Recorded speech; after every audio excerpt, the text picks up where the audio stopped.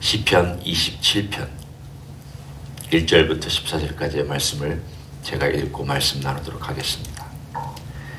여호와는 나의 빛이요 나의 구원이시니 내가 누구를 두려워하리요. 여호와는 내 생명의 능력이시니 내가 누구를 무서워하리요. 악인들이 내 살을 먹으려고 내게로 왔으나 나의 대적들 나의 원수들인 그들은 실족하여 넘어졌도다. 군대가 나를 대적하여 친칠지라도 내 마음이 두렵지 아니하며 전쟁이 일어나 나를 치려할지라도 나는 여전히 대언하리로다. 내가 여호와께 바라는 한 가지 일 그것을 구하리니 곧 내가 내 평생에 여호와의 집에 살면서 여호와의 아름다움을 바라보며 그의 성전에서 사모하는 그것이라. 여호와께서 환난 날에 나를 그의 조막 속에 비밀히 지키시고 그의 장막 은밀한 곳에 나를 숨기시며 높은 바위 위에 두시리로다.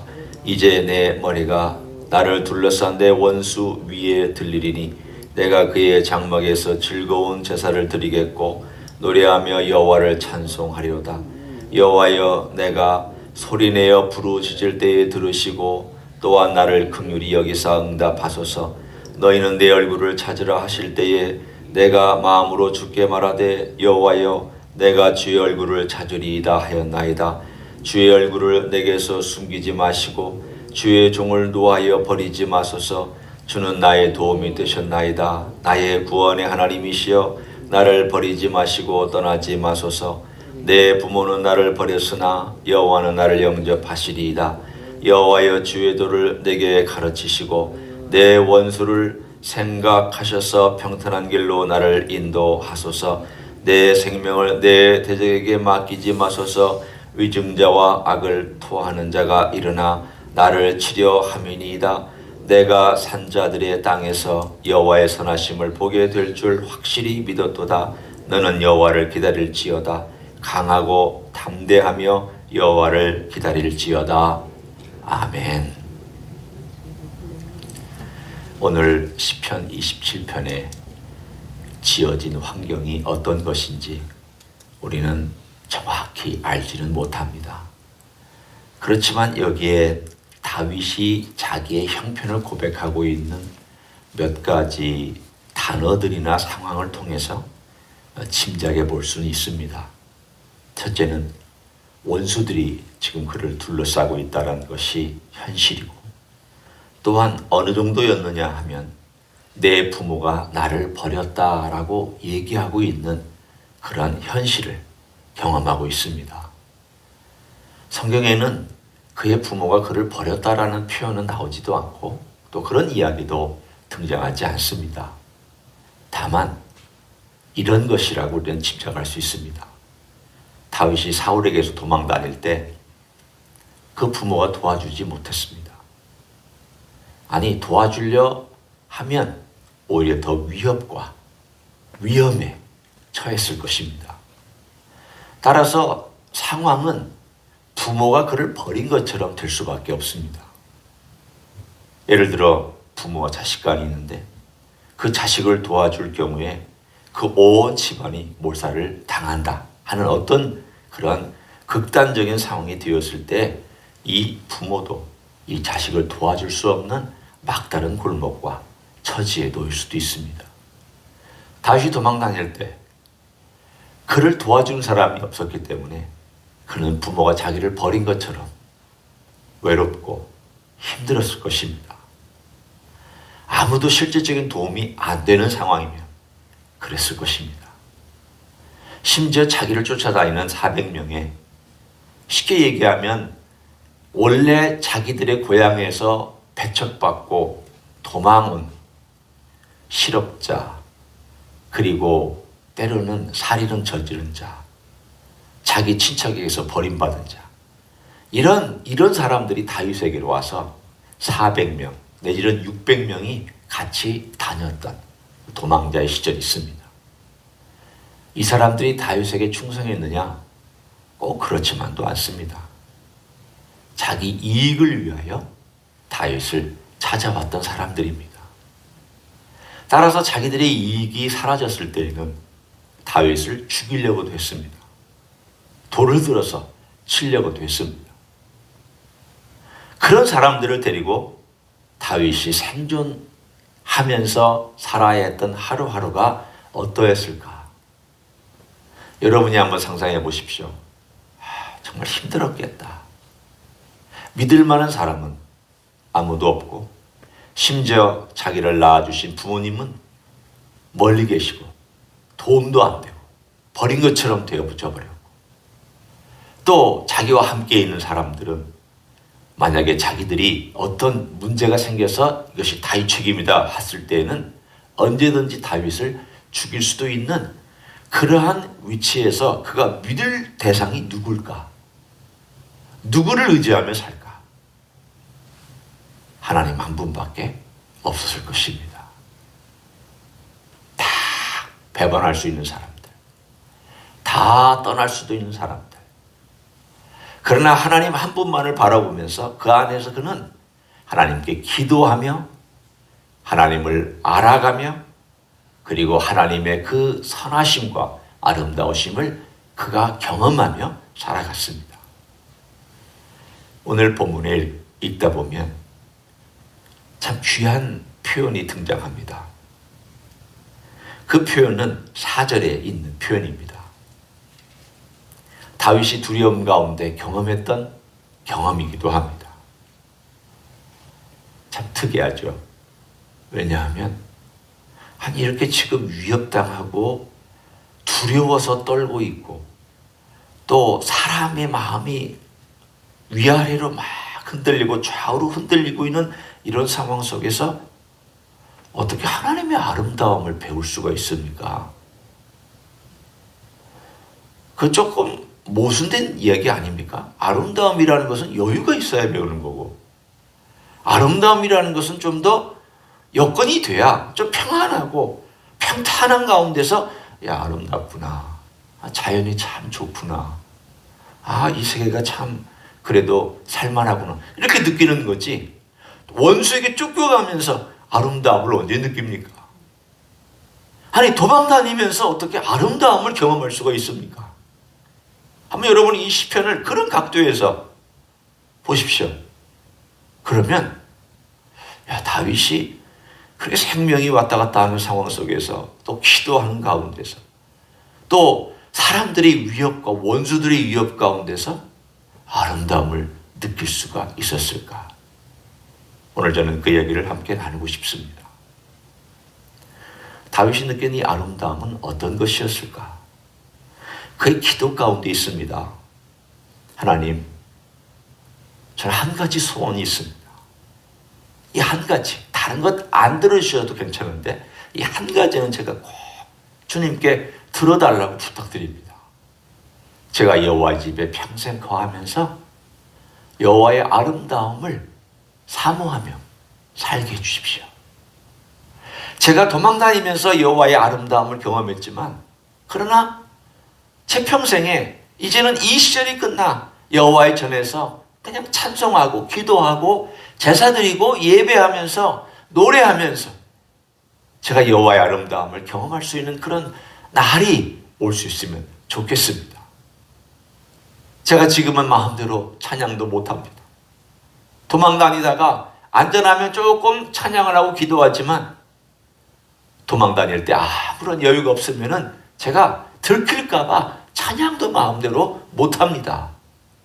하나님 안에서 마음대로 찬양하며 마음대로 여호와를 알고 여호와를 찾아갈 수 있는 그런 시간을 주십시오. 그러면서 4절에 내가 여호와께 바라는 한 가지 일 그것을 구하리니 곧 내가 내 평생 여호와의 집에 살면서 여호와의 아름다움을 바라보며 그의 성전에서 사모하는 그것이라. 여호와의 아름다움을 그런 사모했습니다. 우리에게 아름다움을 주신 분은 얼마나 아름다울까? 저나 여러분은 아름다움이 뭔가를 압니다. 조금씩은 기준이 달라도 아름답다. 참 찬란하고 아름답다. 예를 들어서 공통적으로 아름다운 자연을 보면 아름답다고 합니다. 또 어떤 아름다운 작품을 보면 참 아름다운 걸작이다. 또 어떤 건물이 아름다우면 야, 이걸 지은 사람은 얼마나 대단한 일을 했느냐. 희한하게 우리는 아름다움을 아는 눈을 갖고 삽니다. 민족마다, 나라마다, 문화마다 조금씩은 달라도 그래도 공통적으로 아름다움을 느끼는 것을 우리는 압니다. 아름다움을 지으신 그 주인은 도대체 얼마나 아름다우면 아름다움을 느끼는 우리가 감탄하고 있습니다. 아름다움의 본질이 있다면 그 아름다움을 만들어낸 분의 아름다움은 얼마나 아름답겠습니까? 지금 우리가 얘기하는 것은 자연세계만 얘기하고 있습니다. 정신세계도 보십시오. 비록 우리가 타락했습니다. 우크라이나에 전쟁이 있는 것처럼 인간 안에는 추악함도 있습니다. 그러나 여전히 인간 안에는 아름다움도 있습니다. 하나님께서 우리 인간에게 남겨놓으신 여전히 타락했음에도 불구하고 선한 일을 사모하고 그래도 공의를 추구하려고 애쓰고 질서를 따라가려고 하며 나쁜 것을 보면 아니라고 얘기할 줄 알고 좋은 것을 보면 칭찬할 줄 아는 것. 이게 아름다움입니다. 어떻게 우리 안에 그런 것이 있습니까? 정신적이고 도덕적인 면의 아름다움은 누구에게서 온 것입니까? 깨져 있지만 그러나 예수 그리스도 안에서 우리에게 회복시켜 주신 영적인 아름다움, 영원한 세계에 대한 아름다움, 이런 것들을 사모하는 마음을 우리에게 주셨습니다. 성경에 새 예루살렘에 대한 얘기가 쭉 나올 때에 요한계시록에 나오는 그 새 예루살렘의 모습을 한마디로 얘기하면 아름다움입니다.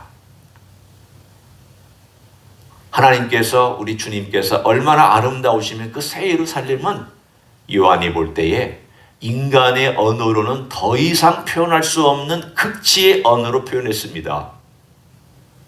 그것 가지고도 표현할 수 없는 아름다움입니다. 인간의 언어로는 표현이 안 되지만 그래도 인간의 언어를 끌어올려서 억지로라도 표현하면 이렇게밖에는 표현이 안 된다라고 하는 그 표현의 극대치가 요한계시록에 나와 있는 새 예루살렘입니다. 무엇 때문에? 하나님의 아름다움을 반영하고 있는 새 예루살렘 성의 아름다움입니다. 그리고 그 새 예루살렘 성에서 살 아름다운 영혼들과 아름다운 존재들의 이야기가 바로 요한계시록 끝부분에 나옵니다. 20장, 21장, 22장에 나오는 이야기들입니다. 다윗은 그가 도망다니면서 하나님의 아름다움을 경험했습니다.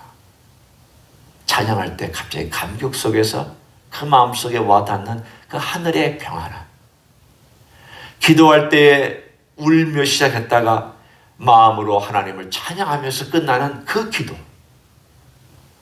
하나님께서 그를 감싸주시고 든든한 바위처럼 그를 꽉 붙들어 주시는 그 놀라운 하나님의 위엄과 존귀함과 빛, 이런 모든 것을 직접 때로는 눈으로 보기도 하고 때로는 보지 못하지만 가슴으로 느끼기도 하고 삶의 현장 속에서 보이지 않는 손길로 경험하기도 하면서 하나님은 살아계셔서 아름다운 일을 행하시고 여전히 하나님은 아름다움으로 우리를 채워가신다. 하나님 분명히 살아계셔서 그분의 아름다운 것들을 드러내실 것이다. 다윗은 신뢰하면서 기다렸습니다. 오늘 하나님이 누구신가에 대한 그 이야기를, 그 아름다움이 1절에 이렇게 표현되어 있습니다. 여호와는 나의 빛이요 나의 구원이시니 내가 누구를 두려워하리요 여호와는 내 생명의 능력이시니 내가 누구를 무서워하리요. 우리 하나님을 구원의 빛으로 생명의 능력으로 표현합니다. 깜깜한데 아무도 빛을 비춰주지 않는데 자기의 영혼도 어둠 가운데 젖어 있는데 주님께서 빛을 비춰주시고 구원의 길로 인도해 주셨습니다. 아마 다윗만큼 절실하게 기도한 사람도 없고 다윗만큼 절절하게 하나님께 부르짖은 사람도 없었을 것입니다. 동시에 다윗만큼 신비하게 하나님의 도움을 경험한 사람도 없고, 다윗만큼 막다른 골목에서 갑자기 하나님의 손길이 그를 쑥 하고 빼내시는 기적을 경험한 사람도 없었을 것입니다. 그래서 구원의 빛, 생명의 능력, 그리고 그 모든 일 가운데 하나님의 아름다움을 틈틈이 보여주시는 그 틈틈이 하나님의 아름다움을 경험한 다윗이, 하나님, 제가 하나님의 그 전에서 평생 하나님 노래하고 살면 얼마나 좋겠습니까? 마음에 사모하게 만든 그 일이 어려운 상황 속에서 이루어지고 있었습니다. 오늘 우리는 이 기도를 들으면서 어떻게 기도를 해야 되는가? 오늘의 제가 볼 때의 주제는 바로 이 4절에 있습니다. 우리 예수님의 아름다움을 우리가 얼마나 알면서 살까? 그리고 우리의 기도는 무엇일까? 그리고 무엇이 되어야 할까? 우리의 기도는 한 가지입니다. 주님, 제가 우리 예수님의 아름다움을 제 삶 속에서 경험하게 해주십시오. 그 아름다움을 느끼게 해주십시오. 제가 그 아름다운 것을 보고 눈물을 흘리고 감동하듯, 제가 주님의 그 성품과 주님의 행하신 일과 주님의 얼굴빛과 그 아름다움 때문에 제가 눈물을 흘릴 정도로 좀 감동을 주십시오. 우리는 슬플 때만 우는 것이 아니라 아름다울 때 주님의 그 아름다움 때문에도 좀 울 수 있게 해달라. 그 감동 때문에 내 안에서부터 울리는 그 주님의 그 아름다움이, 내게 생명 주신 주님, 내게 구원을 주신 주님, 지금도 여전히 구원의 빛으로 역사하시는 주님, 빛으로 계시는 주님, 그 놀라운 능력으로 섬세하게 우리의 길을 인도하시는 주님, 뿐만 아니라 일들을 아름답게 만들어 가시는 주님, 모든 역경과 어려움 속에서도 그 조각조각들을 다 맞추셔서 아름다운 그림을 만드시는 주님. 주님이 아름답기 때문에 주님이 만들 그림도 아름답고, 주님이 아름답기 때문에 주님이 나를 대하는 그 모든 것들도 아름다우십니다. 저는 주님의 그 아름다움을 날마다 경험하며 살기를 원합니다. 우리 기도가 주님의 아름다움을 알기를 소원합니다. 주님의 아름다움을 알면 영혼이 아름다워지고, 내 정신이 아름다워지고, 내 육체가 그 아름다움을 닮아가려고 할 것입니다. 그 아름다움을 오늘도 사모하며 기다리며 경험하는 여러분이 되시기를 예수님의 이름으로 간절히 축원합니다. 기도하겠습니다.